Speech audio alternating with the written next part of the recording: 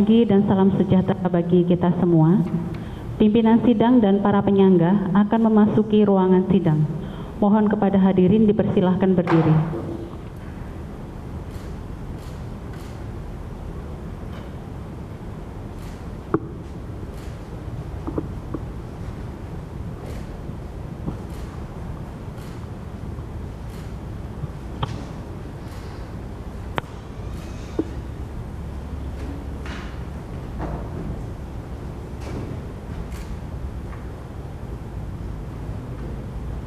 Monggo, Prof.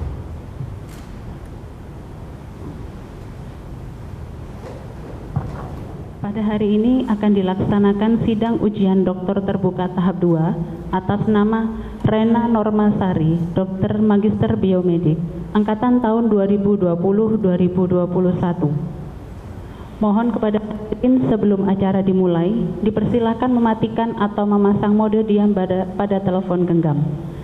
Selanjutnya, sidang ujian dokter terbuka tahap 2 yang terhormat, kami serahkan kepada pimpinan sidang. Baik, bismillahirrahmanirrahim. Selamat pagi, salam sejahtera untuk kita semuanya. Assalamualaikum warahmatullahi wabarakatuh. Yang saya hormati promotor, co-promotor, para penyangga, khususnya adalah tamu kita dari Departemen Farmakologi Fakultas Kedokteran Brawijaya, Prof. Nurdiana, dan juga para undangan akademik, khususnya yang dari Jember ini, karena Jember sedang punya gawe ini, yaitu visitasi oleh Kemenkes yang terkait dengan pendirian prodi bedah di Fakultas Kedokteran Universitas Jember. Jadi walaupun rame-rame terkait hospital base, dari sisi university base pun juga masih terus kita pacu untuk pendirian prodi-prodi baru bagi yang masih belum ada. Dan ini merupakan satu bagian dari academic health system, khususnya wilayah 5. Jadi AHS wilayah 5 itu meliputi Jawa Timur, Bali, NTB, dan NTT, dan beberapa fakultas kedokteran seperti UNRAM, Jember, Udayana, yang belum memiliki prodi-prodi spesialis atau yang ingin menambah prodi-prodi spesialis, kita rundingkan di dalam academic health system, khususnya wilayah 5. Sidang ujian dokter terbuka yang saya hormati, Promovenda Rena Normasari, Dokter Master Biomed, adalah mahasiswa angkatan tahun 2020-2021, telah menempuh ujian tertutup dan dinyatakan lulus. Untuk itu, Promovenda diperbolehkan menempuh ujian akhir terbuka di hadapan penyangga dan undangan akademik. Seorang dokter selain dapat menghasilkan disertasi dengan benar dan handal, juga harus dapat mempertahankan disertasi tersebut terhadap berbagai sanggahan. Untuk itu perlu dilaksanakan ujian akhir terbuka di hadapan para penyangga dan undangan akademik. Para penyangga serta promotor dan co-promotor dalam ujian akhir terbuka ini dimohon memberikan penilaian mengenai satu, alur pikir ilmiah Promovenda dalam mempertahankan disertasi terhadap berbagai sanggahan, dan kedua adalah sumbangan terhadap bidang ilmu dan atau nilai penerapannya. Karena banyaknya penanya yang ingin menggunakan kesempatan ini, maka saya mohon kesediaan saudara penanya, baik penyangga maupun undangan akademik, untuk membatasi waktu dan jumlah pertanyaan. Maksimal 2 pertanyaan, sehingga diharapkan semua penanya mendapatkan kesempatan. Promovenda diminta memasuki ruangan.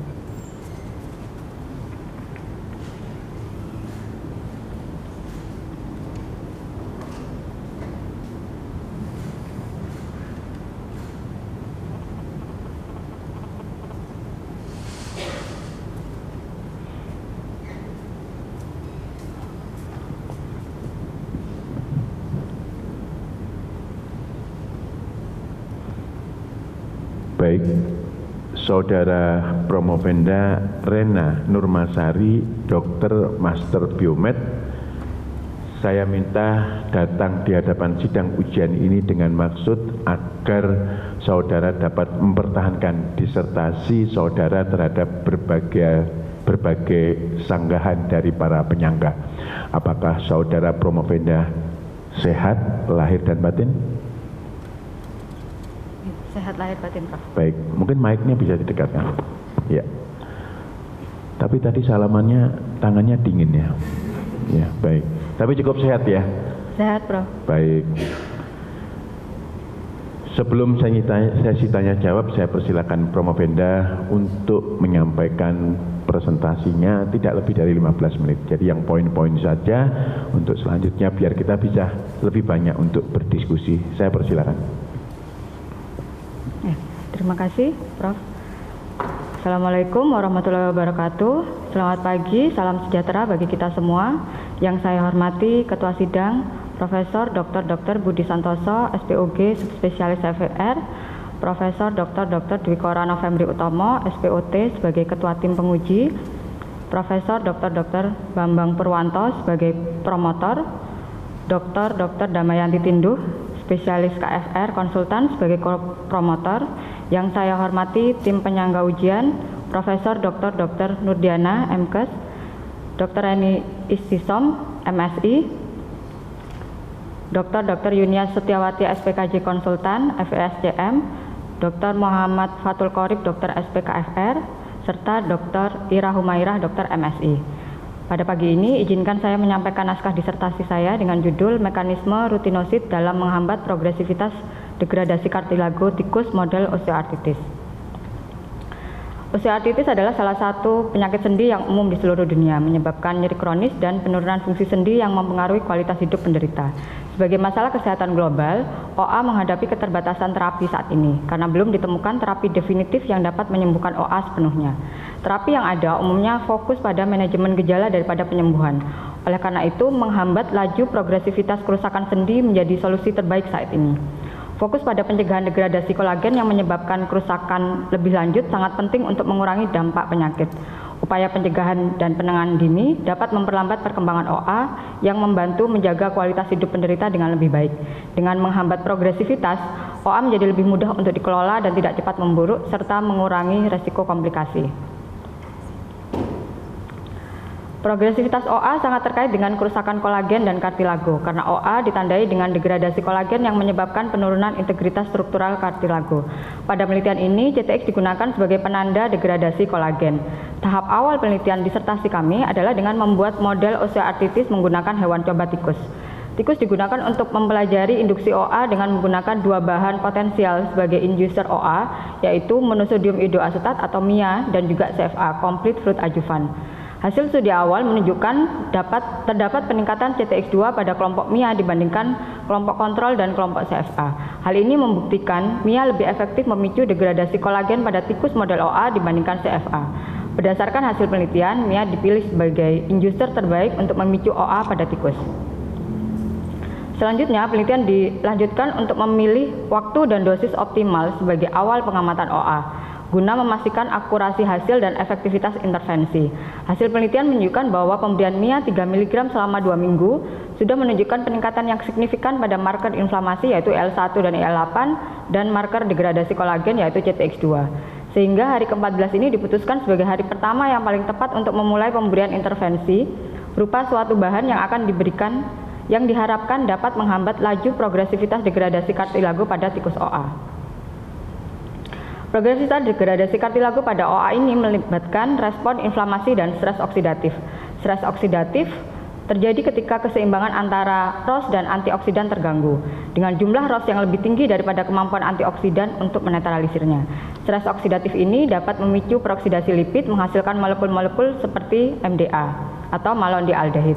MDA merupakan salah satu dari banyak molekul yang dilepaskan sebagai DAMP, dan molekul DAMP ini kemudian menargetkan reseptor pengenalan seperti TLR yang akan mengaktifasi jalur sinyal NF-kappa B.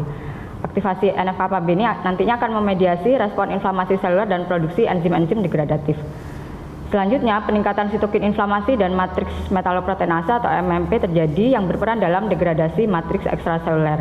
Degradasi matriks ini yang akhirnya akan menyebabkan kerusakan kartilago. Keterlibatan respon inflamasi dan stres oksidatif dalam mekanisme degradasi kartilago pada OA membuka peluang untuk intervensi dengan bahan yang memiliki aktivitas antioksidan dan antiinflamasi sebagai modalitas utama dalam pencegahan penyakit ini. Flavonoid sebagai kelompok bahan alam yang dikenal memiliki aktivitas antioksidan dan antiinflamasi yang signifikan, sehingga menjadikannya kandidat potensial untuk terapi OA. Dalam konteks ini, rutinosid muncul sebagai kandidat yang menjanjikan. Rutinosid memiliki sifat antioksidan dan antiinflamasi yang kuat, namun belum banyak diteliti secara mendalam dibandingkan flavonoid lain dalam konteks OA. Rutinosid merupakan turunan flavonoid yang banyak ditemukan pada daun singkong, jeruk, dan juga jambu. Rutinosid memiliki 7 gugus hidroksil dan mempunyai aktivitas pembersihan radikal DPPH yang cukup rendah dengan IC50 sebesar 5,79, sehingga tergolong dalam antioksidan kuat. Dari berbagai penelitian dibuktikan bahwa rutinosid mampu meningkatkan SOD, menurunkan MDA, menurunkan NF-kappa-B, IL-1, dan juga MMP13 yang semuanya merupakan faktor kunci dalam progresi osteoartritis. Oleh karena itu, penelitian ini bertujuan untuk mengeksplorasi potensi rutinosid dalam mengatur biomarker ini untuk memperlambat progresivitas degradasi kartilago pada model tikus OA. Selanjutnya, tahap kedua dari penelitian ini adalah kami mencoba menguji dengan memberikan intervensi rutinosid pada model OA yang diinduksi dengan MIA. Kemudian efeknya dibandingkan dengan kontrol dan juga dibandingkan dengan glukosamin sulfat dan sodium diklofenak sebagai obat dan suplemen yang paling banyak digunakan pada pasien dengan OA.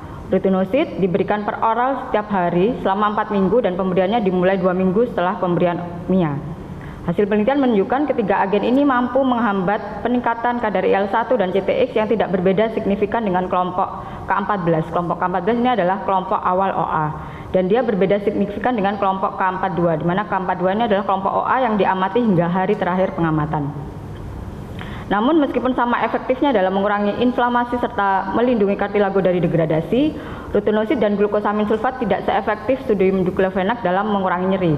Namun penggunaan jangka panjang dari NSAID termasuk sodium diklofenak dikaitkan dengan efek samping gastrointestinal, ginjal, dan juga kardiovaskuler, sehingga rutinosid mempunyai efek jangka panjang yang relatif lebih aman dibandingkan dengan sodium diklofenak. Untuk uji coba tahap ketiga, jadi dari hasil uji tahap kedua ini kami kemudian melanjutkan dengan uji di tahap ketiga untuk mengetahui bagaimana rutinosid bekerja menghambat laju progresivitas OA yang diinduksi dengan MIA.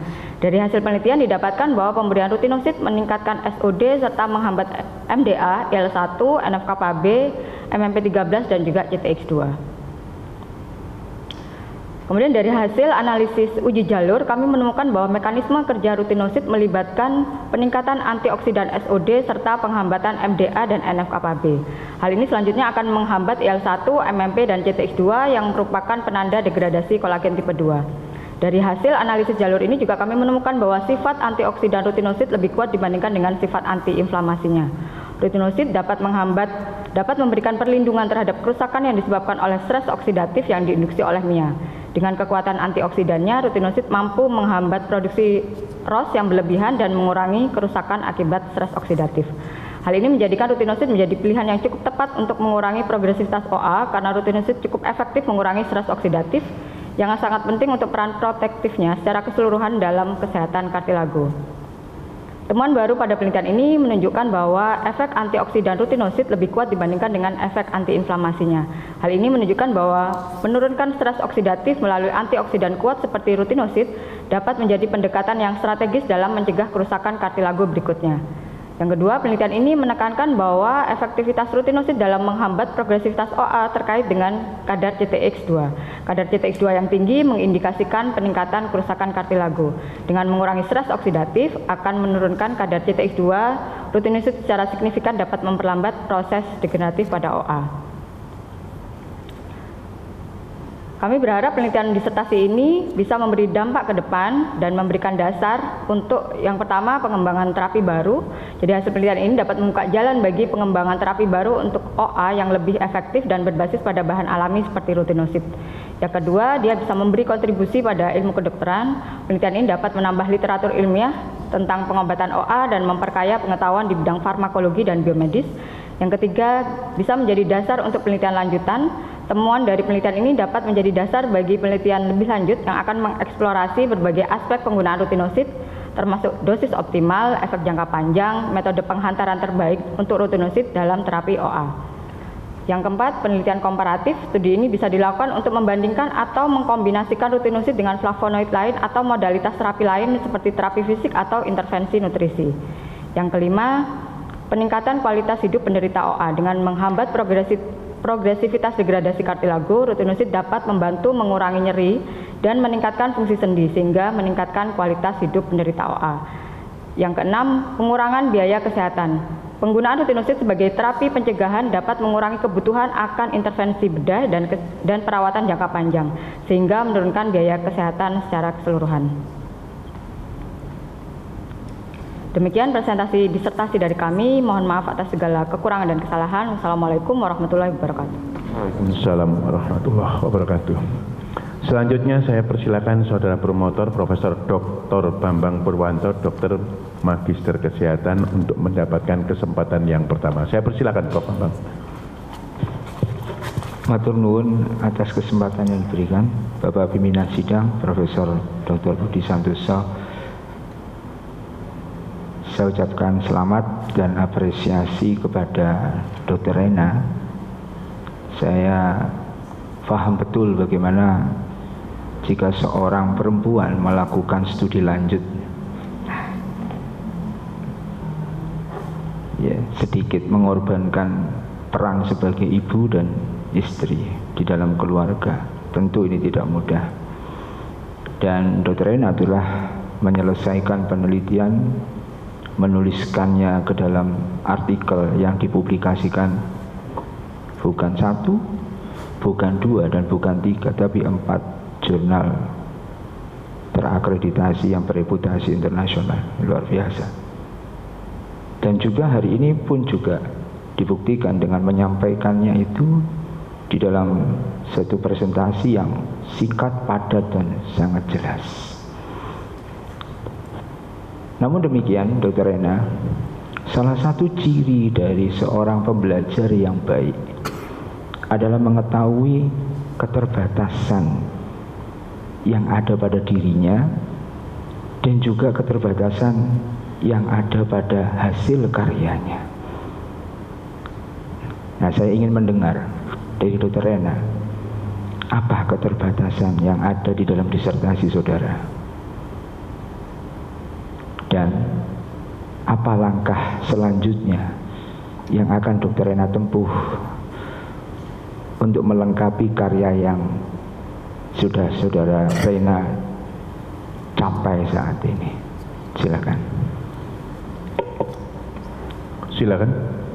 Baik, terima kasih Prof. Bambang atas pertanyaannya. Izin menjawab tentang keterbatasan pada penelitian saya ini. Jadi memang penelitian saya ini pertama keterbatasannya adalah masalah waktu pengamatan, karena pada OA seperti yang kita tahu sendiri, OA ini merupakan penyakit yang berjalan cukup panjang dan lama begitu.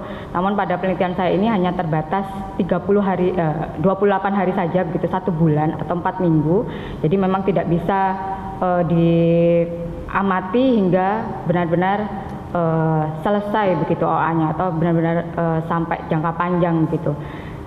Jadi kedepannya mungkin inginnya melakukan penelitian lanjutan dengan jangka waktu yang lebih panjang. Jadi sampai kira-kira memang sudah terjadi OA dan bagaimana pada tikus yang sudah diberikan rutinosid, apakah memang dia memberikan efek pengurangan laju progresivitas dibandingkan dengan kelompok kontrol ataukah tidak begitu. Jadi dari penelitian saya ini memang keterbatasan waktu pertama. Jadi hanya pengamatan hanya 28 hari saja begitu, Prof.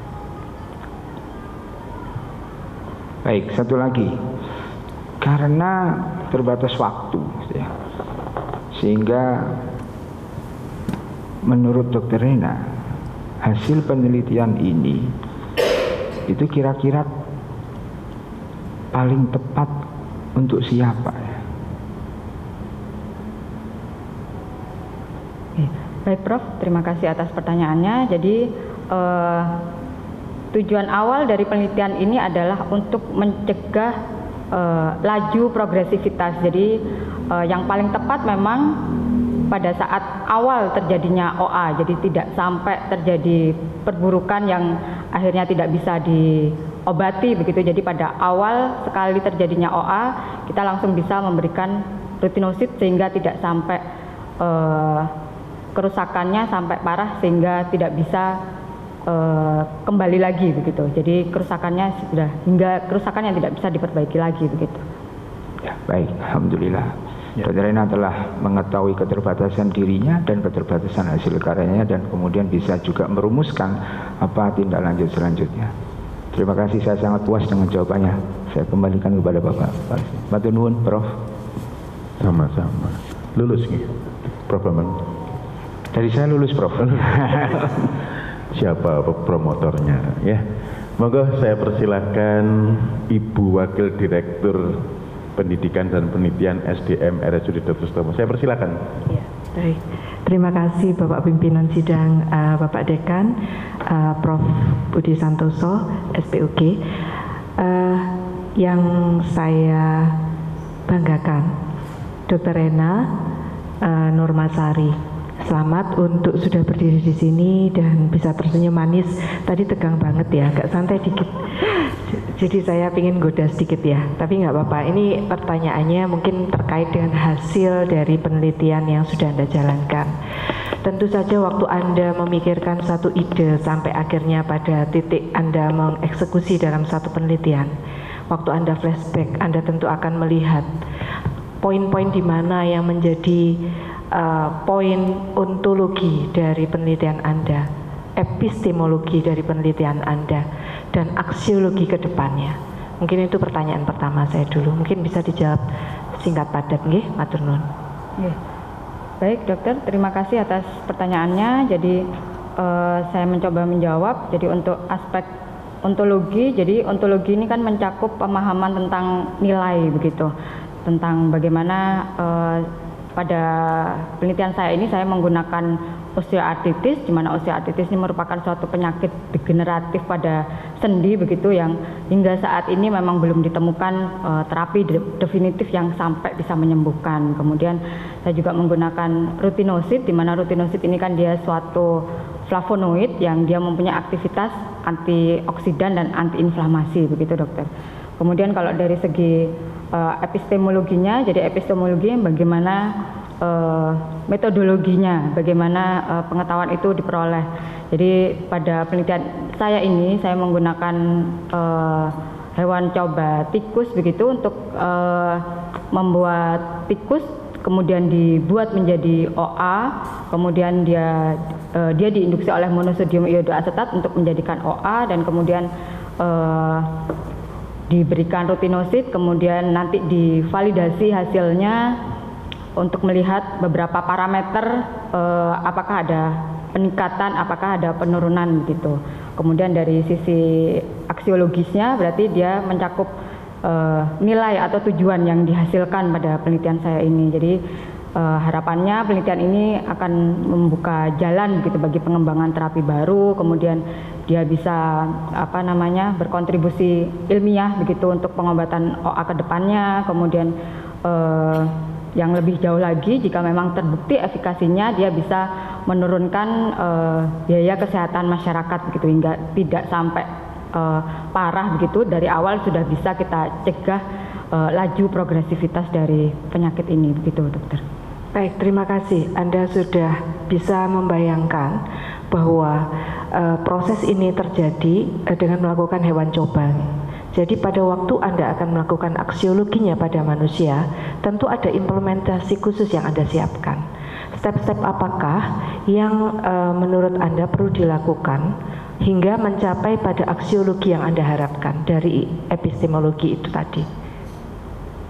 Baik, Dokter, terima kasih atas pertanyaannya. Izin mencoba menjawab. Jadi memang pada penelitian saya ini memang masih jauh begitu nggih untuk diimplementasikan pada manusia. Jadi masih perlu step-step lanjutan begitu. Misalnya untuk mengetahui bagaimana dosis optimalnya, kemudian untuk mengetahui bagaimana farmakokinetik dan farmakodinamik dari rutinosid itu sendiri, kemudian untuk mengetahui faktor toksisitas atau keamanan dari obat itu sendiri, kemudian bagaimana dia berinteraksi dengan obat yang lain misalnya. Dan kemudian sebelum dilakukan ke manusia, nanti mungkin perlu dilakukan uji coba pada hewan lain yang lebih besar untuk menguji validitas dan efikasinya gitu. Kemudian baru kita lanjutkan ke, kalau memang sudah terbukti, kita bisa lanjutkan ke uji klinik dari fase 1, fase 2, dan fase 3. Dari fase 1 kita mungkin bisa menggunakan manusia atau pasien manusia yang sehat, kemudian dari uji klinis fase 2 kita bisa menggunakan pasien OA, kemudian uji klinis fase 3 bisa menggunakan sampel yang lebih besar dengan yang agar tergeneralisir begitu. Kemudian baru kemudian dievaluasi, kemudian memang jika memang terbukti efikasinya bisa sekalian melakukan edukasi dan advokasi tentang efek dari rutinosid ini, bahwa dia bisa dilakukan untuk mencegah agar tidak terjadi perburukan OA begitu, dokter. Ya, baik, terima kasih. Saya sangat puas dengan jawaban komprehensif Anda dan menunjukkan bahwa Anda menguasai permasalahannya. Terima kasih atas kesempatannya, Bapak. Baik, terima kasih Dr. Damayanti Dindo. Selanjutnya kepada penyanggah tamu kita dari farmakologi FKUP, saya persilakan Profesor Dr. Nurdiana, Master Kesehatan.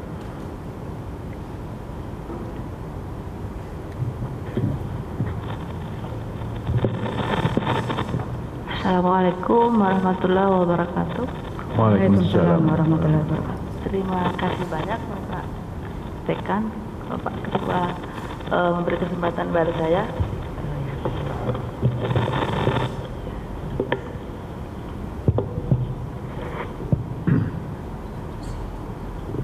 Selanjutnya saya mengucapkan selamat kepada Dr. Rena Normasari. Alhamdulillah sudah sampai pada tingkat akhir ini ya, pada kesempatan terakhir untuk lulus menjadi doktor. Saya juga senang sekali karena beliau ini dulu murid saya DS1. Alhamdulillah sudah mencapai tingkat ini. Menarik sekali penelitian ini. Saya jadi senang sekali di sini disebut rutinosid merupakan turunan flavonoid dari daun tanaman singkong. Ya, jadi kalau makan daun singkong mengandung rutinosid ya. Saya sekarang jadi ada artritisnya ini. Hasilnya juga bagus sekali. Ini penelitiannya dibandingkan dengan sodium diklofenak dan glukosamin ya. Di sini disebut bahwa efeknya pada pasien ini sudah pernah diberikan pada pasien ya, rutinoid ini. Untuk penelitian dalam osteoartritis masih belum, Prof. Cuma di sini yang kalau di referensinya itu disebut kalau pemberian selama 3 minggu mengurangi nyeri pada pasien dengan osteoartritis dan efeknya tidak berbeda signifikan dengan diklofenak. Iya. Oke, itu untuk faktor nyerinya saja, Prof. Ya, di sini di pendahuluan ini saya baca itu. Kemudian dosisnya kecil, tapi rutinoid kan berarti bahan aktif ya, yang ada di dalam mungkin ekstrak dulu baru, tapi ini sudah memakai rutinoid. Nggih? Rutinosid, maaf. Jadi kalau kita bandingkan misalnya nanti sudah kayak ini untuk kedepannya saja. Penggunaan rutinosid ini kalau misalnya saya mau pakai sodium klofenak atau saya mau pakai glukosamin atau saya mau pakai rutinosid, kira-kira milih mana ya? Baik Prof, terima kasih atas pertanyaannya. Izin menjawab, jika misalnya pada pasien dengan kondisi awal OA, saya lebih memilih menggunakan rutinosid begitu Prof, karena rutinosid kan dia mempunyai kelebihan, dia mengandung antioksidan dan antiinflamasi yang dimana itu tidak dimiliki oleh sodium diklofenak begitu. Meskipun memang efek sodium diklofenak kalau ada penelitian saya Prof, ini memang dia masih lebih unggul sebagai anti nyeri begitu. Tapi memang pada hasil akhirnya sama-sama dia berbeda signifikan dengan kelompok yang sehat begitu Prof.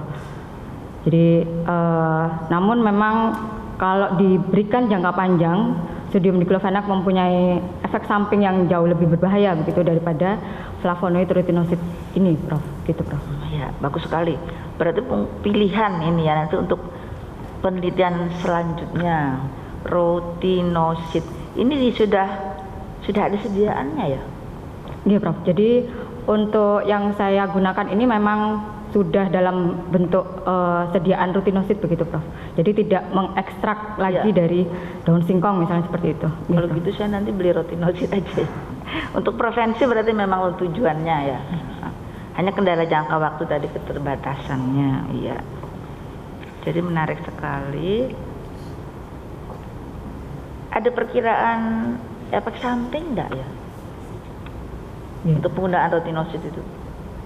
Ya, Prof, izin menjawab. Jadi untuk pada penelitian saya ini karena memang masih belum berfokus pada efek samping yang ada. Jadi selama masa penelitian ini memang tidak ditemukan efek samping, beberapa efek samping seperti misalnya letargi, ataksia ataupun perubahan perilaku begitu pada tikus tidak ditemukan, Prof.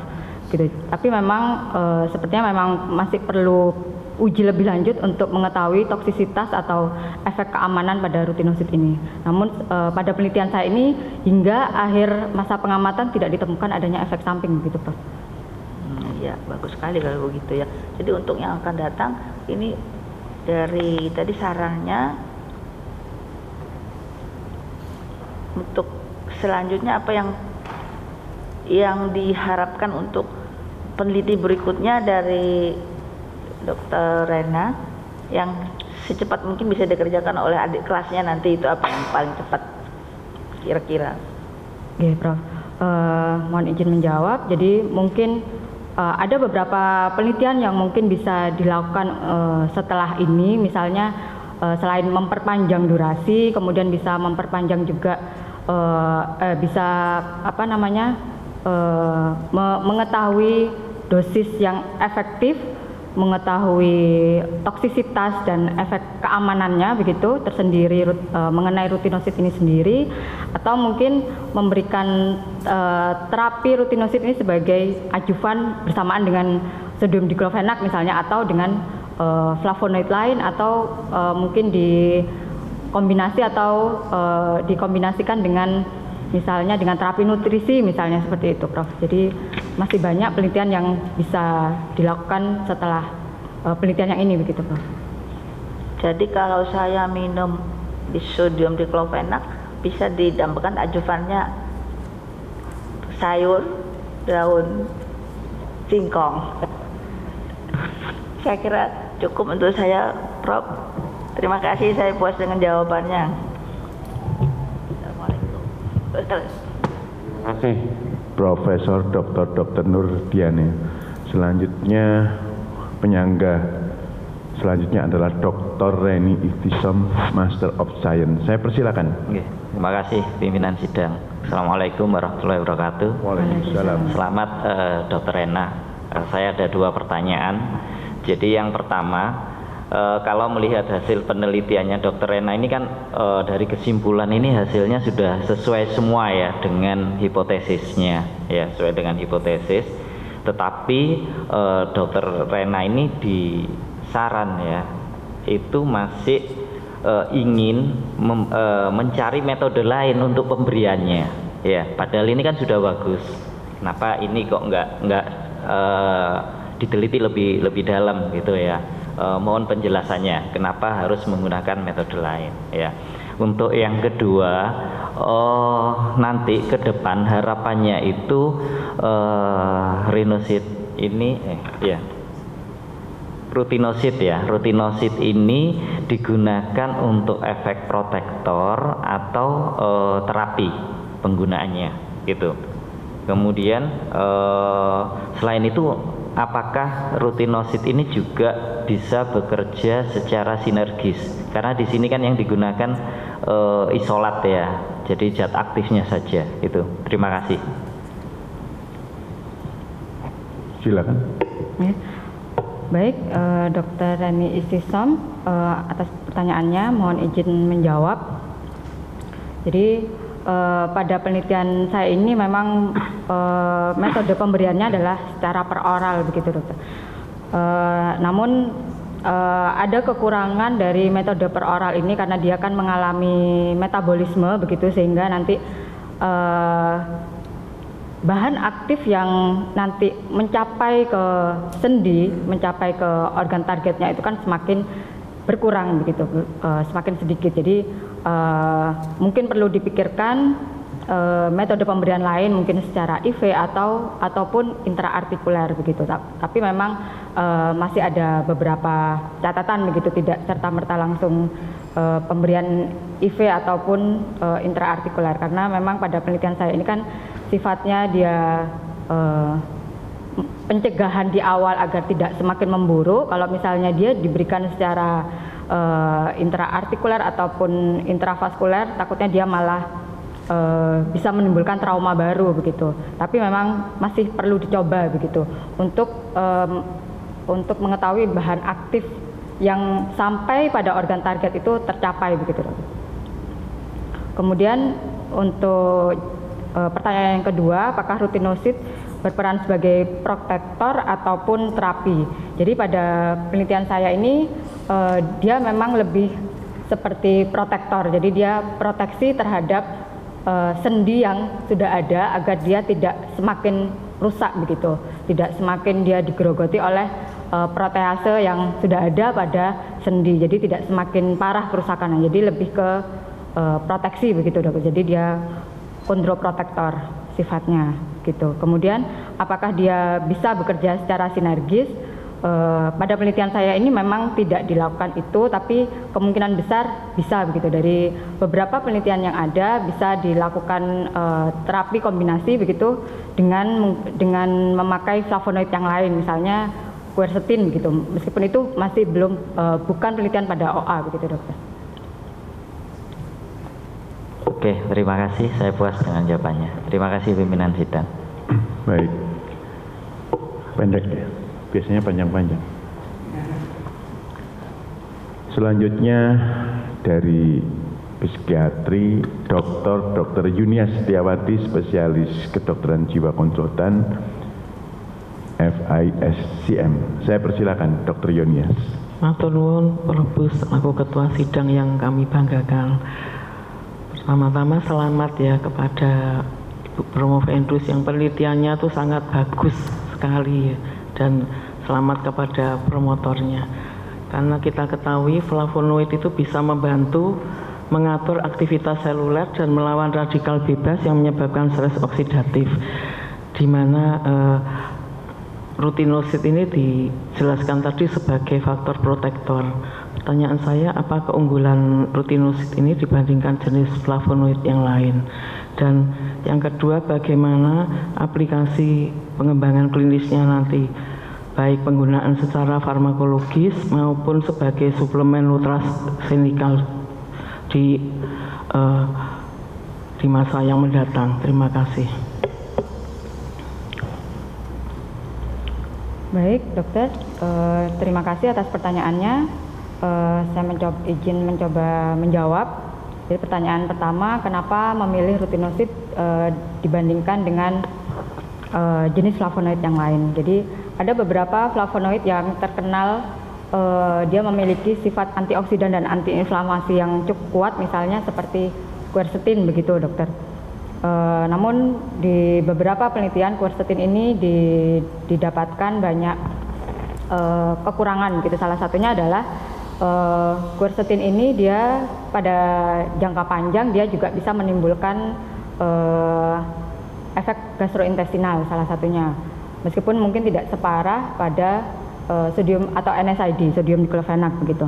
Kemudian quercetin ini dia juga dia sangat mudah dieliminasi begitu. Sedangkan untuk rutinosid dia mempunyai half life atau T setengah yang cukup panjang begitu, sehingga dia akan mempertahankan zat aktifnya lebih lama begitu di dalam tubuh kita. Jadi itu yang kedua. Kemudian yang ketiga, salah satunya adalah rutinosid ini memiliki gugus hidroksil yang lebih banyak daripada quercetin. Jadi gugus hidroksil pada rutinosid ini dia berjumlah 7, sedangkan pada quercetin dia hanya berjumlah 5. Jadi dari sini bisa kita ketahui bahwa kemampuan dia untuk menangkal radikal bebas lebih besar daripada quercetin gitu. Meskipun memang tidak hanya ditentukan oleh jumlah gugus hidroksilnya saja begitu, dokter. Itu untuk kenapa saya memilih rutinosid. Kemudian pertanyaan yang kedua, bagaimana kemudian pemakaiannya di dalam masyarakat. Jadi memang penelitian saya ini masih sangat-sangat awal begitu, dokter. Jadi masih perlu penelitian yang lebih banyak lagi sebelum kemudian diaplikasikan kepada masyarakat. Di antaranya adalah untuk mengetahui toksisitas sendiri dari rutinosid itu sendiri. Bagaimana faktor keamanan dari pemakaian jangka panjang dari rutinosid. Bagaimana berapa dosis efektifnya, kemudian bagaimana interaksi dengan obat-obatan yang lain, kemudian baru setelah efikasinya terbukti mungkin baru bisa dilakukan clinical trial pada pasien atau pada manusia begitu, dokter. Terima kasih, ya. Prof. Bus.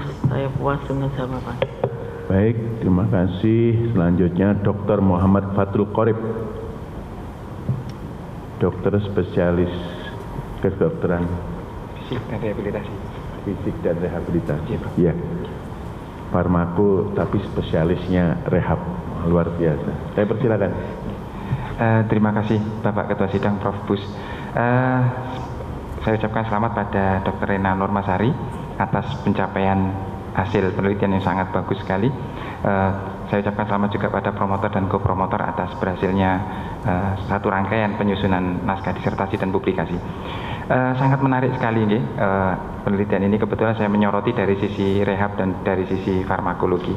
Sebagai pertanyaan pemanasan ini kan dipilih rutinosid yang mana ini adalah komponen atau komposisi atau kandungan dari daun singkong.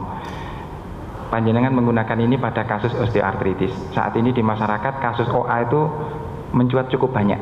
Ya. Di polirehab ini menjadi kunjungan terbanyak nomor 1, nomor 2, nomor 1, nomor 2 dengan LPP. Ya. Sementara di masyarakat sekarang juga banyak wabah latah yang apapun kasus nyerinya katanya yang salah makanannya. Salah satu makanan yang dijadikan kambing hitam itu adalah daun singkong. Gini pembuatan.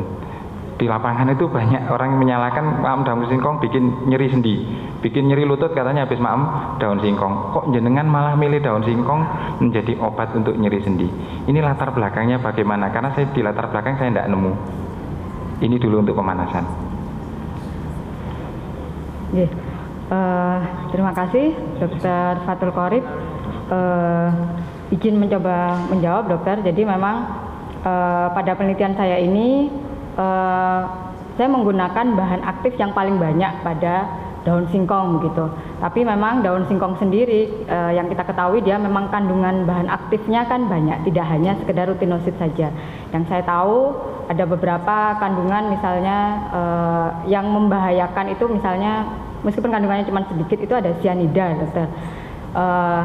Meskipun dia efeknya pada OA masih perlu diragukan, tapi memang pada penelitian saya ini dia tidak menggunakan komponen hasil ekstrak kasar dari daun singkong, tapi hanya komponen rutinosidnya saja begitu, dokter, pada penelitian saya ini gitu. Apakah sebelumnya panjenengan sempat mengamati sebuah fenomena di lapangan bahwa populasi masyarakat yang banyak mengkonsumsi daun singkong itu memiliki tingkat kebugaran sendi yang cukup bagus sehingga panjenengan memilih rutinosid yang terkandung di daun singkong? Boten, dokter. Barangkali itu ada data bisa dimasukkan dalam pendahuluan untuk semakin menguatkan, supaya pendahuluannya lebih kelihatan alasan dibalik pemilihan rutinosid gitu, karena daun singkong itu ada beberapa kontroversi di masyarakat. Barangkali itu untuk yang pertama. Yang kedua, dalam penelitian ini panjenengan menggunakan kelompok kontrol natrium diklofenak, betul nggih? Sama glukosamin. Ya. Kira-kira ini pembandingnya kalau kita bandingkan dengan mekanisme kerja dari rutinosid, kira-kira apple to apple enggak untuk dibandingkan secara farmakodinamik? Ya. Terima kasih, dokter, atas pertanyaannya. memang jika dibandingkan sebagai pada kelompok kontrol, dia memang tidak serta-merta apple to apple begitu. Cuman memang rutinosid ini dia memiliki efek antiinflamasi begitu dokter, yang itu juga dimiliki oleh NSAID begitu. Jadi itu yang kami bandingkan. Jadi efek antiinflamasinya. Kemudian memang untuk anti nyerinya, karena memang pada penelitian saya ini akhirnya memang terbukti masih berbeda signifikan begitu dengan sodium diklofenak. Jadi yang saya bandingkan adalah efek antiinflamasinya begitu dokter. Meskipun pada sodium diklofenak dia tidak memiliki efek antioksidan begitu. Jadi namun saya memilih kontrol ini karena memang yang paling banyak digunakan pada pasien dengan OA itu first choice-nya adalah NSAID begitu dokter. Akhirnya saya menggunakan sodium diklofenak ini sebagai kontrolnya dan dibandingkan efek antiinflamasinya seperti apa begitu dokter. Sangat bagus. Mungkin untuk tambahan barangkali nggih, dalam pembahasan mungkin bisa ditambahkan, ini usul aja, opsi, bisa dipakai bisa tidak. Kalau kita pilih pembanding yang apple to apple, memang belum ada obat standar yang cara kerjanya sama seperti rutinosid, sehingga kita pilih yang mendekati. Meskipun mekanisme kerja antiinflamasinya jauh berbeda antara kelompok NSAID dengan flavonoid. Akan tetapi kalau panjenengan baca di buku Kajung edisi 12 tahun 2019, salah satu dugaan mekanisme tambahan dari NSAID, khususnya obat-obat NSAID yang bisa masuk ke celah sendi, itu salah satunya bisa menghambat NF-kappa B. Nah, ini yang mungkin bisa dijadikan tambahan informasi, mungkin bisa dicari nanti ya, referensinya bisa ditambahkan. Mungkin itu, tapi overall ini sangat bagus sekali, ya, menarik, dan panjenengan bisa menunjukkan kualitas yang sangat ciamik soro lah ya, layak menjadi seorang dokter. Saya rasa sampun Prof, saya sangat puas dengan jawaban Promovendus. Matur suwun sangat. Baik, terima kasih. Selanjutnya Dr. Ira Humaira, Dr. Master of Science. Saya persilakan Dr. Ira. Terima kasih Prof. Bus. Selamat kepada Promovendus, Dr. Rena, juga kepada promotor dan co-promotor yang telah membimbing sampai menyelesaikan rangkaian studi ini. Untuk pertanyaan saya tentang pemberian MIA, kita tahu bahwa proses osteoartritis ini disebabkan karena peningkatan enzim ya, yaitu kolagenase, protease, dan stromycin gitu. Nah, Anda memberikan induksi MIA ini dengan mekanisme yang mirip seperti apa? Enzim apa yang mirip dengan kerja MIA?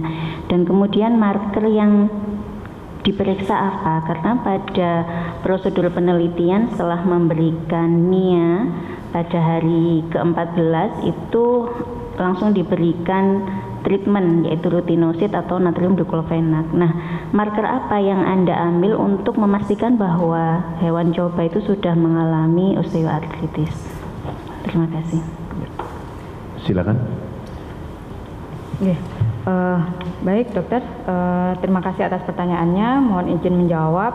Jadi pada penelitian saya ini memang menggunakan induksi monosodium iodoasetat. Jadi mekanisme awalnya memang dia akan meningkatkan ROS begitu, meningkatkan ROS, meningkatkan stres oksidatif, yang pada akhirnya dia akan menimbulkan peningkatan pada penelitian saya. Parameter yang saya ukur adalah peningkatan matriks metaloproteinase, dokter. Jadi MMP 13 yang saya periksa di sini dia mengalami peningkatan.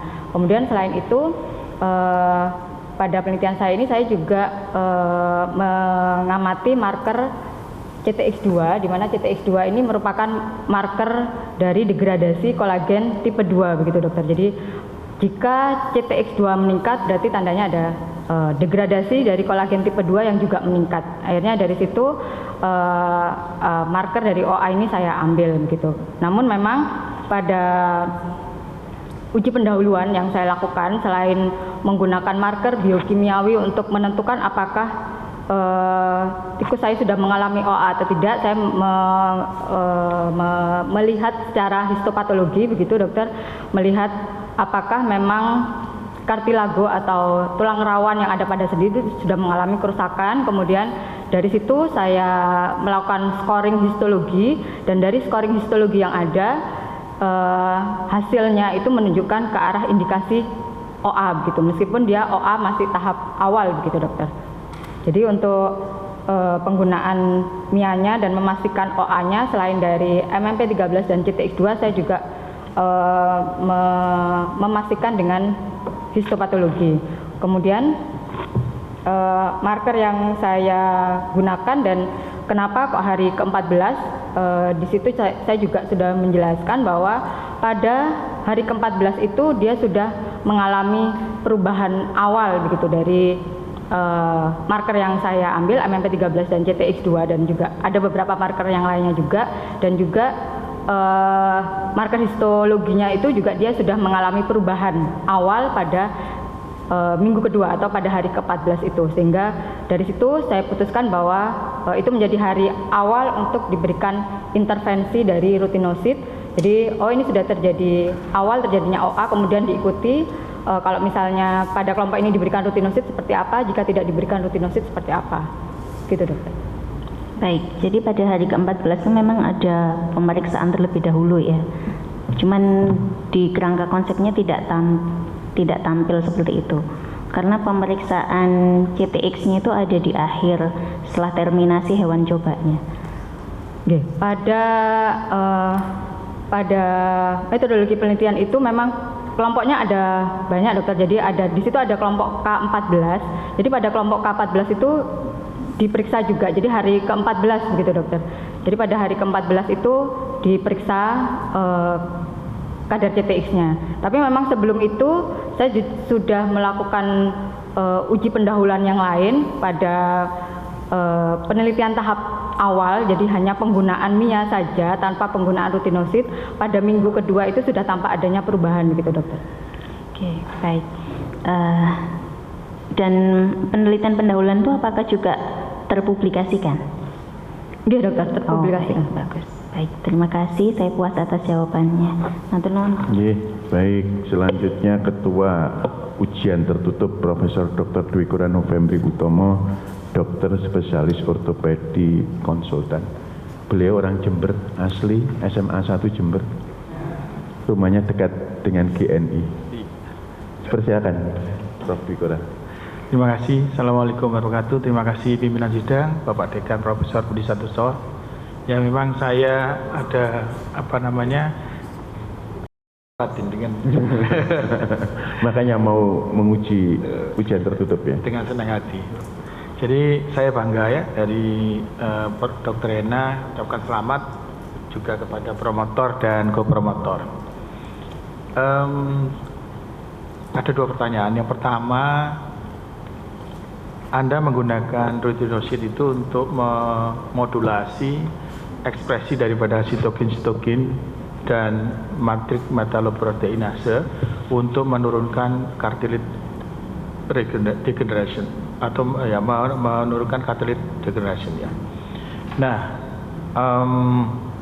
dengan cara rutinosid ini langsung mempengaruhi NF-kappa B di synovium kan. Pertanyaannya dari dua aspek yang Anda sebutkan bahwa dia ada efek anti-inflamasi dan antioksidan. Pertanyaan saya adalah, apakah rutinosid ini dapat menstimulasi untuk perbaikan regenerasi daripada kartilisnya dari proses OA yang sudah terjadi early OA itu? Yang pertama. Monggo silahkan dijawab. Ya.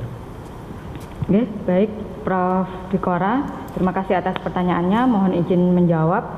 Apakah rutinosid bisa menginduksi regenerasi dari cartilage begitu? Pada penelitian saya memang tidak saya amati begitu Prof. Jadi yang saya amati hanya kerusakannya berkurang begitu. Jadi laju kerusakan yang pada kontrol yang tidak diberikan rutinosid dia kerusakannya sangat parah begitu. Dengan pemberian rutinosid dia tidak separah jika tidak diberikan rutinosid begitu Prof. Namun memang jika dibandingkan dengan kontrol yang sehat, memang masih ada perbedaan yang signifikan pada kelompok tikus yang tidak diinduksi dengan OA, begitu Prof. Jadi memang memerlukan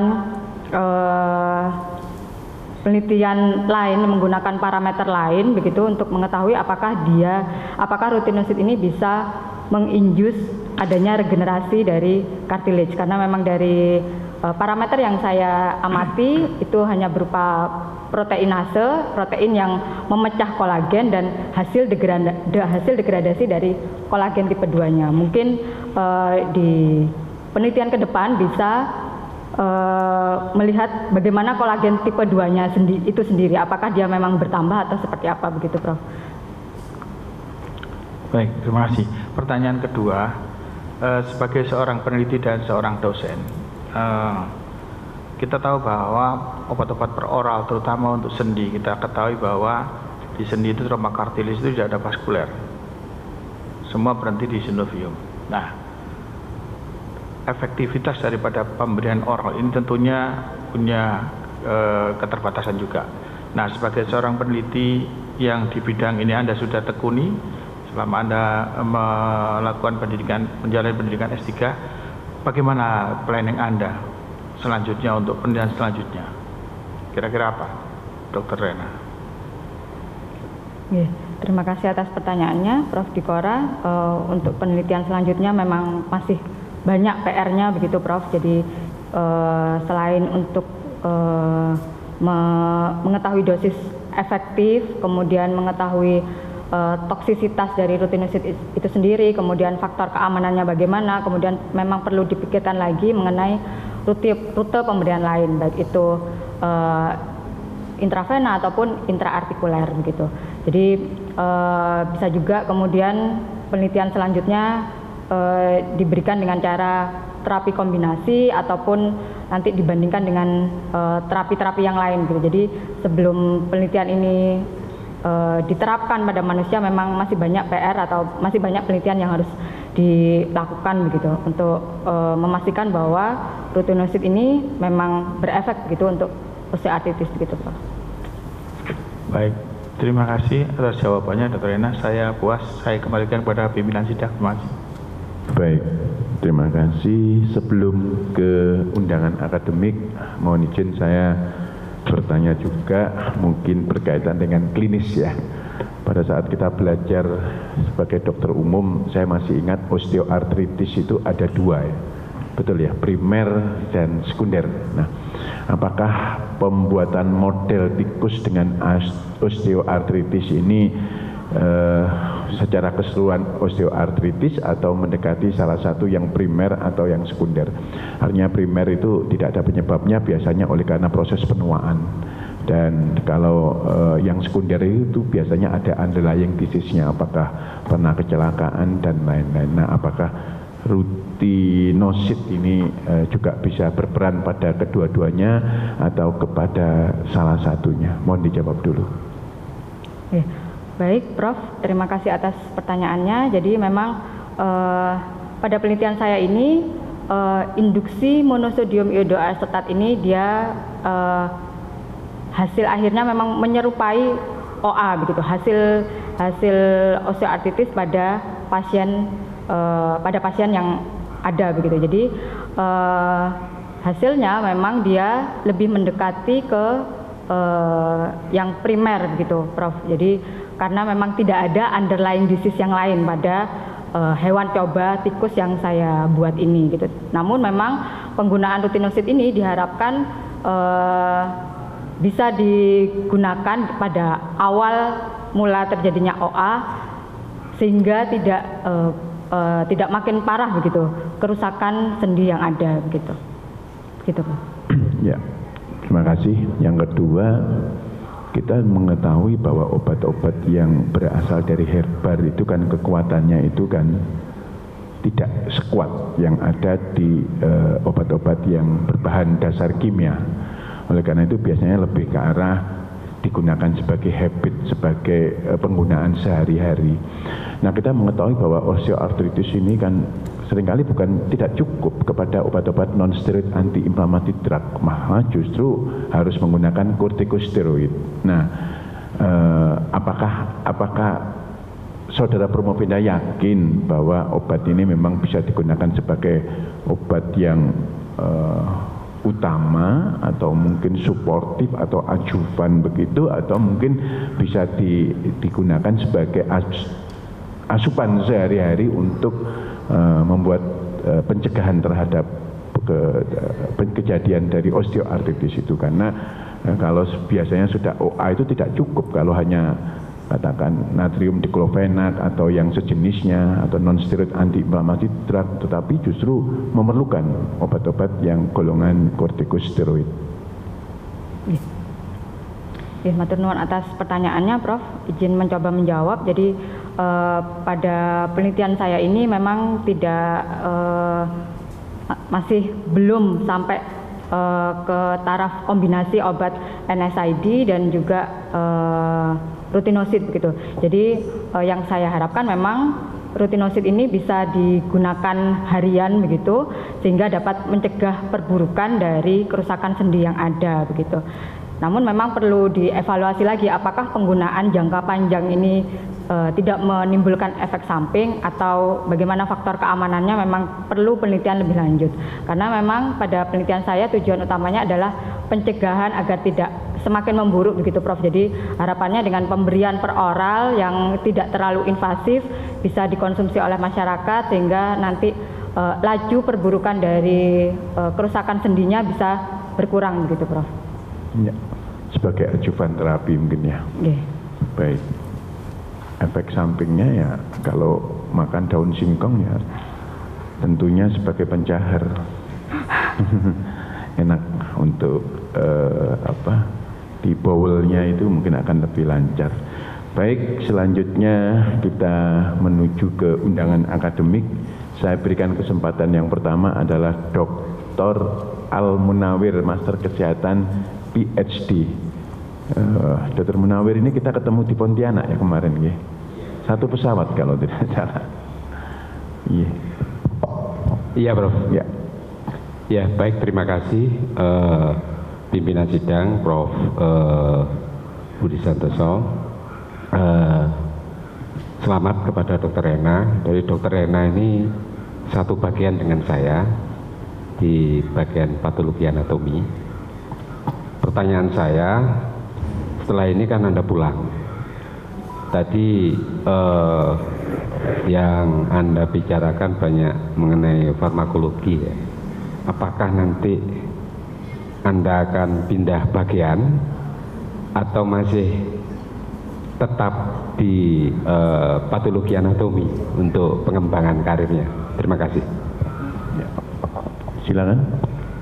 Ya, baik, Dr. Al-Munawir, terima kasih atas pertanyaannya. Mohon izin menjawab. Jadi insya Allah tetap di patologi anatomi, dokter. Jadi nanti kan penelitiannya misalnya tentang efek toksisitas begitu, dokter. Nanti kan bisa dilihat efek patologi pada organ seperti apa. Kemudian efek farmakokinetik dan farmakodinamiknya nanti bisa bersinergi dengan sejawat dari lab farmakologi begitu, dokter. Puas? Puas ya? Saya puas, Anda lemas. Atau kebalik ya. Baik, selanjutnya Dr. Dina Helianti, Master Kesehatan. Iya, Prof. Ya, terima kasih atas kesempatannya, Prof. Bus. Baik, Dr. Rena. Ya, tadi sudah ditemukan bahwa dalam penelitian ini menggunakan rutinosid dosis 1 mg. Nah, itu kalau misalnya bahan alam apa yang kira-kira bisa mengandung rutinosid dosis tinggi ini supaya bisa digunakan untuk pengobatan sehari-hari bagi masyarakat. gitu. Kira-kira 1 miligram itu kira-kira bahan alam apa yang paling tinggi kandungan rutinositnya sehingga itu bisa diaplikasikan di kehidupan masyarakat. Baik, Dokter Dina, terima kasih atas pertanyaannya. Mohon izin menjawab. Jadi rutinosit ini memang banyak kandungannya di dalam daun singkong. Jadi pada penelitian yang saya teliti ini, dia menggunakan 100 mg rutinosit. Jadi kalau kita misalnya mau mengisolasi dari daun singkong, dari beberapa penelitian yang sudah ada itu didapatkan sekitar 24 gram rutinosit dari per 1 kilo daun singkong kering gitu. Jadi kandungannya sebenarnya lebih banyak daripada kalau misalnya dibandingkan quercetin pada bawang misalnya, itu kandungannya memang lebih banyak begitu. Kandungan rutinositnya, persentase pada sediaan keringnya lebih banyak pada daun singkong, pada rutinosit pada daun singkong ini. Namun memang perlu diingat kalau misalnya kita melakukan ekstraksi pada daun singkong ini kan berarti ada kandungan senyawa lain selain rutinosit begitu, Dok. Ya, dan itu belum diteliti ya. Yang untuk daun singkongnya. Jadi yang diunggulkan adalah senyawa utamanya yaitu rutinositnya itu. Jadi untuk aplikasi sehari-hari dengan menggunakan bahan alam masih perlu penelitian lebih lanjut. Untuk saat ini pakai senyawa murni yang rutinosit itu. Ya, terima kasih. Baik. Selanjutnya Dr. Anca Kaisarina, Novi Marsianti PhD dan lain-lain, banyak gelarnya. Saya persilakan. Terima kasih Prof. Mohon izin untuk Dr. Rena, penelitiannya sangat menarik ya. Jadi untuk pengembangan rutinosit ini sendiri saya sangat mengharapkan kedepannya akan terus lanjut sampai bisa digunakan, diaplikasikan pada manusia. Pertanyaan saya, dari rutinosit ini kan yang sudah dibuktikan ya dari risetnya itu ada antioksidan, antiinflamasi, kemudian berpengaruh juga ke kolagennya. Kira-kira apakah rutinosit ini ada prospek gitu untuk dikembangkan ke penyakit degeneratif lain gitu? Siapa tahu gitu ya, dengan mengkonsumsi rutinosit bukan hanya OA-nya mungkin jadi awet muda gitu ya. Siapa tahu. Mungkin itu saja pertanyaan saya. Terima kasih. Baik, Dokter Anca, terima kasih atas pertanyaannya. Jadi rutinosit ini dia memang memiliki efek antioksidan dan antiinflamasi. Jadi memang harapannya nanti bisa digunakan juga pada penyakit yang dia patogenesisnya dia terdapat peningkatan stres oksidatif, kemudian ada peningkatan inflamasi di situ. Rutinosit juga bisa berperan di situ gitu. Jadi bisa memberikan efek dalam penyakit-penyakit yang dia mempunyai patogenesis peningkatan stres oksidatif dan juga inflamasi begitu, Dok. Ya. Terima kasih untuk jawabannya. Baik. Selanjutnya Dr. Nindya Sinta Rumastika, mungkin terinspirasi untuk pengobatan sinusitis dengan rutinosit. Terima kasih Prof atas kesempatannya. Assalamualaikum warahmatullahi wabarakatuh. Waalaikumsalam. Selamat ya Dr. Rena. Dr. Rena ini walaupun saya di THT karena memang di unit ini memang berangkatnya dari preklinik, saya juga memegang di PA juga, Prof. Jadi ini junior saya, tapi walaupun junior saya banyak belajar dari beliau. Terima kasih. Jadi kalau untuk rutinosit dan THT sepertinya tidak ada, cuman mungkin saya boleh menanyakan karena ini terkait juga untuk mama saya kan memang UA juga ya. Jadi dan beliau itu juga ada diabetes, kemudian asam urat. Nah, jadi mungkin tidak bisa ya kalau diberikan konsumsi daun singkong ya, Dokter Rena ya. Nah, saya tertarik aja nih kalau rutinosit ini kan lebih berefek antioksidan dan tadi kayaknya sama dengan ini ya. Glukosamin. Nah, karena beliau itu memang konsumsinya sih Fitbone Plus. Apa bisa ya menggantikan konsumsi tersebut? Dan kalau memang sudah ada ekstraknya, saya lebih tertarik sama eksaknya ya. Mungkin Dokter Rena bisa menjelaskan apa mereknya, mungkin waktu itu beli apa gitu ya. Kemudian terus analog dosis kepada manusia itu kalau efektifnya tadi pada tikus berapa, mungkin kira-kira berapa ya yang bisa dikonsumsi, dan mungkin itu aja sih. Kalau gitu saya lebih tertarik begitu, Prof. Terima kasih. Baik, Dokter Nindya, terima kasih atas pertanyaannya. Mohon izin menjawab, Dokter. Jadi memang pada penelitian saya ini, rutinosit ini kan diberikan pada awal mula terjadinya OA untuk mencegah perburukan kerusakan pada sendi. Jadi misalnya pada pasien begitu dengan dia berbagai macam underlying disease, mungkin bisa saja dia mengkonsumsi ini gitu. Jika memang nanti sudah terbukti efektivitasnya, untuk dengan tujuan dia memang tidak bisa sembuh gitu OA ini, karena dia memang sampai saat ini memang belum ditemukan gitu obat definitifnya. Namun setidaknya dia mencegah untuk tidak semakin parah begitu, Dokter. Kerusakan sendinya tidak semakin parah begitu, Dokter. Kemudian untuk konversi dosisnya, jika memang ini sudah terbukti efikasinya, jadi jika pada penelitian saya ini saya menggunakan dosis 100 mg per hari, miligram per kilo per hari pada tikus. Jika dikonversi pada manusia, kira-kira nanti butuhnya sekitar 500 mg pada manusia dewasa dengan kira-kira berat badan 60 kilo begitu. Namun memang masalah dosis ini kan nanti ada penelitian lebih lanjut lagi begitu, Dokter, untuk mengetahui apakah memang ini efektif atau tidak, seperti itu. Gitu, Dokter. Sudah cukup jelas rasanya, berarti bisa ya kalau dosis dengan 500 mg kan biasa ya, jadi kayak asam efenamat atau paracetamol, atau biasanya kalau glukosamin itu Fitbon pun juga isinya 500 mg, jadi masih masuk akal ya. Oke, itu mungkin jadi PR untuk selanjutnya ya, kita teliti bareng ya. Terima kasih, saya kembalikan pada pimpinan sidang. PR-nya itu adalah penelitian selanjutnya.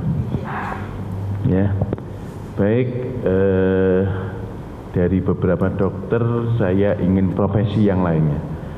Nurul Azizah, sarjana kebidanan, Master of Science, saya persilakan.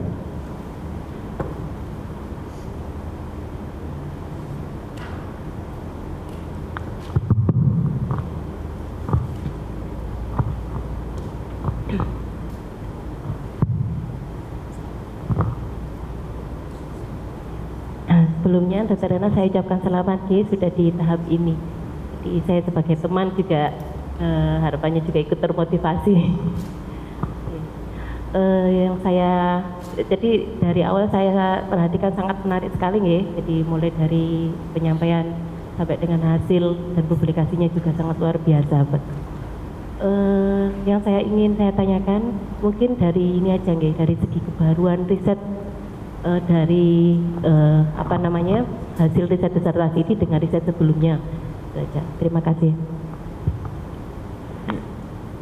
Baik, Ibu Nurul, atas pertanyaannya mohon izin menjawab. Jadi kebaruan pada penelitian saya dan bedanya dengan penelitian sebelumnya yang sudah ada. Jadi rutinosit ini memang untuk osteoartritis sampai penelitian peneliti pada CTX2-nya itu masih belum ada.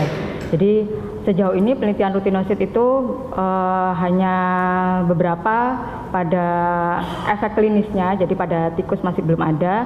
Kemudian kebaruan lagi yang ada di sini adalah bahwa rutinosit ini dia mempunyai efek antioksidan yang lebih kuat begitu ya dibandingkan efek antiinflamasinya begitu.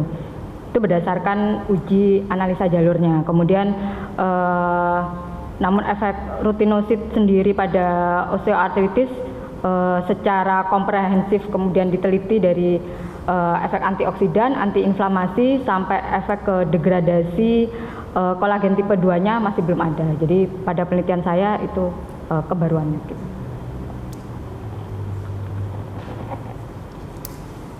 Baik. Ya. Ya, terima kasih, saya sangat bersenang jawabannya.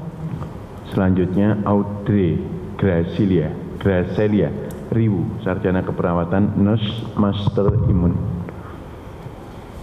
Terima kasih kepada Prof. selaku pimpinan sidang. Pertama-tama saya ucapkan kepada Dr. Rena selamat selaku teman seperjuangan sudah sampai tahap ini.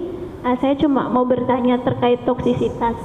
Karena kan di sini menggunakan senyawa murni, bukan menggunakan ekstrak, tapi menggunakan bioaktif ya, Dok. Terus saya mau tanya, ini kan pemberian ekstraknya itu senyawanya itu selama 28 hari gitu.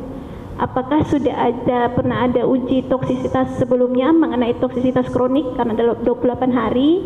Lalu kemungkinan efek samping yang ditimbulkan jika dikonsumsi di manusia mungkin sebagai efek pencegahan atau protektif itu apakah ada dalam jangka waktu panjang selama 28 hari tersebut? Terima kasih.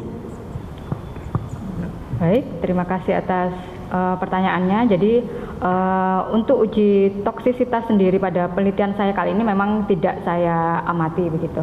Namun memang sepanjang pengamatan selama 6 minggu atau 4 minggu pemberian rutinosid ini tidak ditemukan adanya efek samping yang mengganggu pada tikus. Jadi tidak ada perubahan perilaku, tidak ada letargi, ataksia, kemudian mata kemerahan seperti itu tidak ada. Namun memang perlu dilakukan uji toksisitas lebih lanjut untuk mengetahui bahwa apakah memang pemberian rutinosid pada jangka waktu yang panjang apakah memang memberikan efek samping yang mengganggu begitu.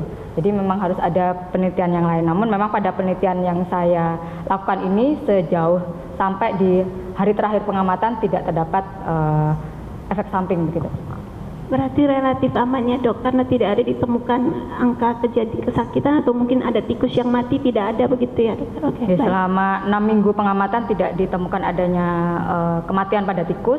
Jadi yang tikus yang mengalami kematian sudah langsung exclude di awal, tidak langsung masuk ke jumlah sampel begitu. Jadi jumlah sampel yang mengikuti penelitian semuanya aman sampai minggu ke-6 hari terakhir pengamatan. Gitu. Baik, terima kasih Dokter. Saya puas dengan jawabannya, Prof. Ya, baik. Sidang ujian akhir terbuka yang saya hormati, waktu ujian berakhir. Permohonan maaf kepada para undangan akademik yang belum mendapatkan kesempatan bertanya.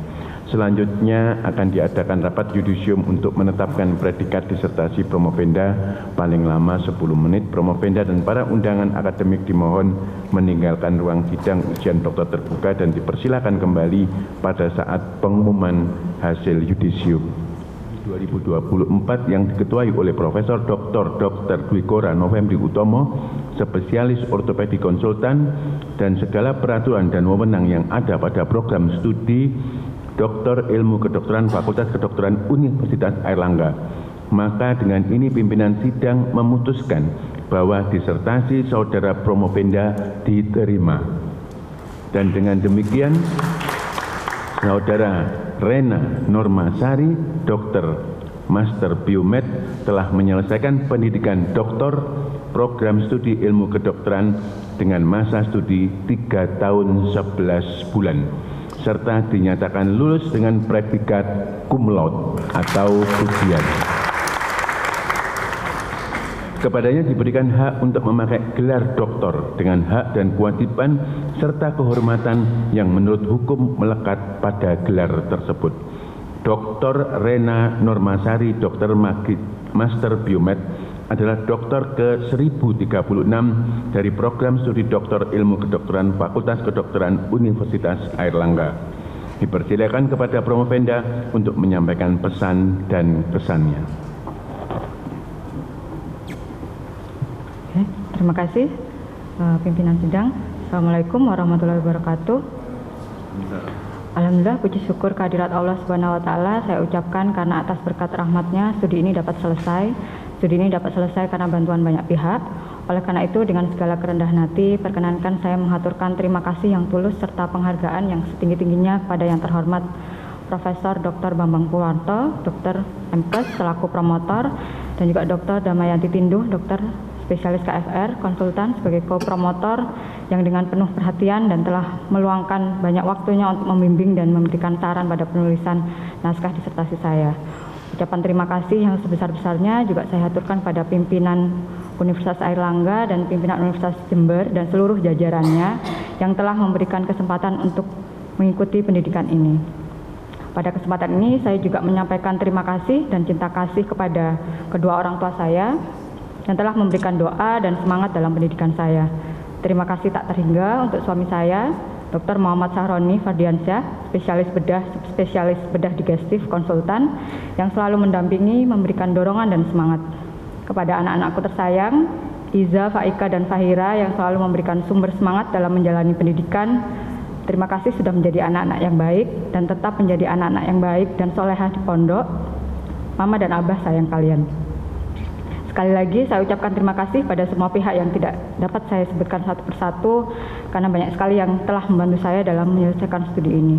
Semoga Allah membalas berlipat atas segala kebaikan Bapak dan Ibu sekalian. Sekian dari saya, terima kasih. Assalamualaikum warahmatullahi wabarakatuh. Waalaikumsalam.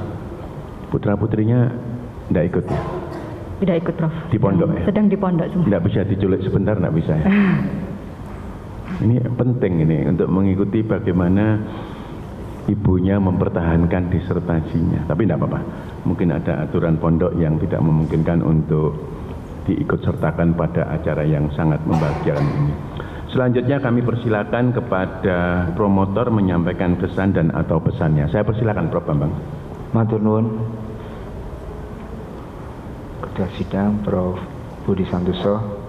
Bismillahirrahmanirrahim. Assalamualaikum warahmatullahi wabarakatuh. Waalaikumsalam. Alhamdulillah, syukurillah, binikmatillah, wala haula wala quwata illa billah. Rabbi shrah li sadri wa yassir li amri wahlul 'uqdatam min lisani yafqahu qawli. Wassalatu wassalamu ala asyrafil anbiya'i wal mursalin sayyidina wa maulana Muhammadin wa ala alihi wa ashabihi wasallim ajmain.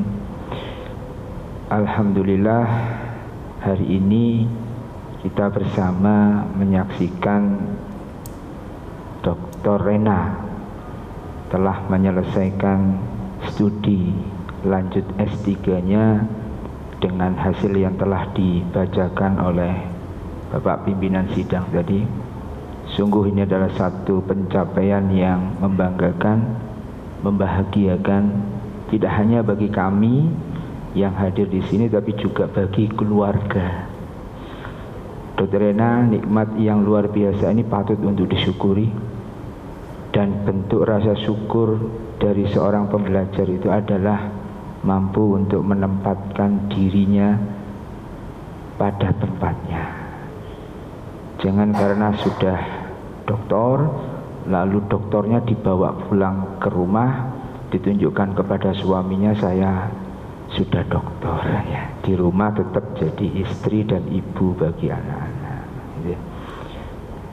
Tak lupa kami dari tim promotor mewakili Bapak Ibu dosen yang telah membantu mempromosikan Dr. Rena mengucapkan terima kasih yang sebesar-besarnya kepada keluarga yang telah memberikan dukungan support ya, ikhlas untuk sementara waktu pada saat Dr. Rena studi ya, itu fokus sebentar ke studinya. Ini tidak akan bisa dicapai tanpa bantuan dari keluarga.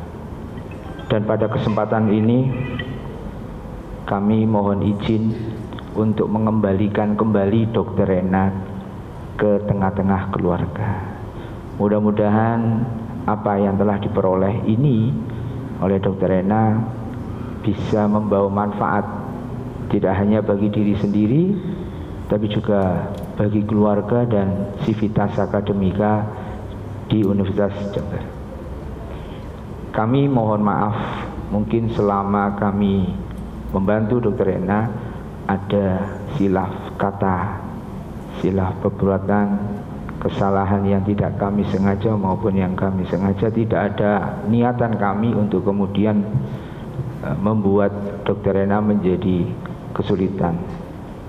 Semua itu tujuannya satu, supaya kemudian Dr. Rena mendapatkan hasil yang terbaik. Matur nuwun untuk semuanya. Saya kira itu yang bisa saya sampaikan. Tetap berkarya Dr. Rena, karena ini adalah bukan yang terakhir tapi awal bagi jenengan untuk menapaki karir berikutnya.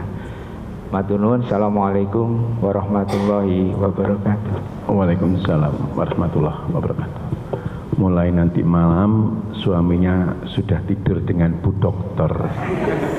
Jadi kalau dulu-dulu tanpa nyuwun sewu ya nanti malam nyuwun sewu Bu Dokter gitu. Baik, dengan demikian rapat sidang ujian terbuka telah selesai. Tadi ada yang mem-WA saya, tolong ditutup dengan pantun. Baik, saya tutup dengan pantun. Pergi ke pasar beli ikan gabus. Loh, mana cakepnya?